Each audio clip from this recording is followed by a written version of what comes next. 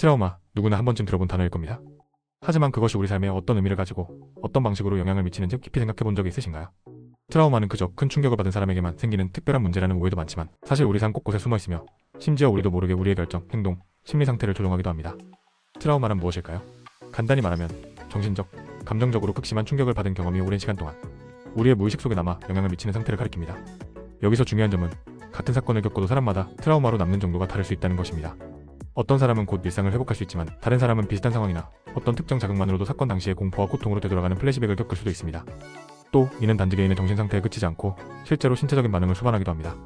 가슴이 답답해지거나 심장이 빠르게 뛰거나 갑작스러운 공포에 사로잡히는 것이 그 예입니다. 트라우마는 왜 생길까? 그 유래를 살펴보면 인간의 생존 본능과 관련이 깊습니다. 원시시대 인간은 위험을 기억하고 회피하는 능력을 발달시켜야 생존할 수 있었습니다. 포식자의 위협, 자연재해 등을 겪으며 그 기억이 생존 본능과 연결된 것이죠. 하지만 현대사회에서는 이러한 본능이 일시적인 위협을 넘어서 사회적 갈등, 폭력 사건, 재난, 심지어 부모나 친구와의 관계 문제에서도 비슷한 방식으로 작용하며 우리를 괴롭히는 경우가 많습니다. 실제로 트라우마가 남긴 흔적은 우리의 일상에서 흔히 볼 수 있습니다. 예를 들어 사고를 당한 이후 운전대를 잡지 못하게 된 사람, 이별 후에 사랑에 대한 불신을 가지게 된 사람, 또는 학창시절 집단 따돌림을 겪은 후 사회적인 관계를 맺는 데 어려움을 겪는 경우도 트라우마의 흔적입니다. 그리고 아마도 가장 잘 알려진 사례는 전쟁, 대규모 재난, 폭력 사건을 경험한 사람들이 겪는 PTSD 포스트 마이너스 트로매틱 스트레스 디소더, 외상 후 스트레스 장애일 것입니다.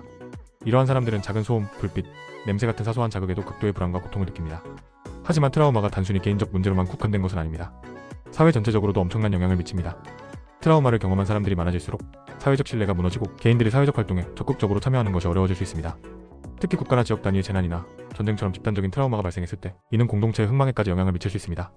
예를 들어 전쟁을 겪은 지역에서는 몇십 년이 지난 후에도 경제적 불평등과 사회적 고립이 여전히 문제로 남아있곤 합니다.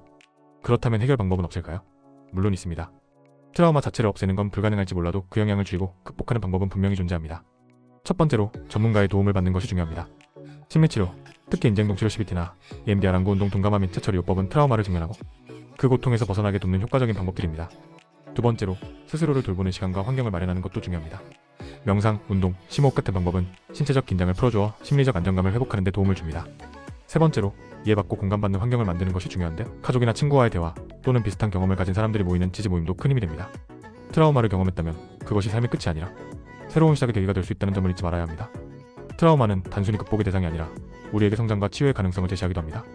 이를 외상 후 성장 PTG, 포스트 마이너스 트로매틱 크로스이라고 부르는데 어려운 상황을 겪은 후 더욱 강한 정신력, 새로운 삶의 가치, 타인과의 깊은 유대감을 얻게 되는 현상을 말합니다. 물론 이는 시간과 노력이 필요한 과정이지만 트라우마를 마주하는 태도에 따라 더 나은 삶을 만들어갈 수도 있다는 것을 보여줍니다. 중요한 건 자신의 고통을 부정하거나 감추지 말고 이를 제대로 이해하고 받아들이는 것입니다. 트라우마는 인생의 장애물이 아니라 성장의 밑거름이 될 수도 있습니다. 트라우마는 절대 부끄러운 것이 아니며 약하다는 증거도 아닙니다. 누구든 인생을 살면서 크고 작은 트라우마를 겪을 수 있고 그것이 우리의 삶에 영향을 미치는 것은 너무도 자연스러운 일입니다. 중요한 건 그 고통을 홀로 짊어지고 방치하지 않는 것입니다. 치유는 타인이 아닌 결국 자신의 결심과 노력에서 시작됩니다. 도움을 요청하는 용기, 스스로의 감정을 이해하고 받아들이려는 자세, 그리고 한 발씩 나아가겠다는 의지는 우리를 더 나은 삶으로 이끄는 첫걸음이 될 것입니다. 트라우마를 겪은 나 자신에게도 따뜻한 시선을 보내주세요. 당신은 충분히 강합니다. 그리고 우리가 기억해야 할 것은 트라우마는 일종의 여행과도 같다는 점입니다. 처음에는 낯설고 괴로울 수 있지만 그 과정을 통해 새로운 것을 배우고 스스로를 더 잘 이해할 기회를 얻을 수 있습니다. 트라우마를 통해 우리는 더 강해지고 더 깊은 공감 능력을 갖추며 과거의 상처를 발판 삼아 새로운 길을 걸어갈 수 있습니다. 자신의 속도대로 천천히 나아가세요. 그리고 이 여정에서 당신은 결코 혼자가 아니라는 점을 잊지 마세요. 누군가가 당신의 이야기를 듣고 이해할 준비가 되어 있습니다.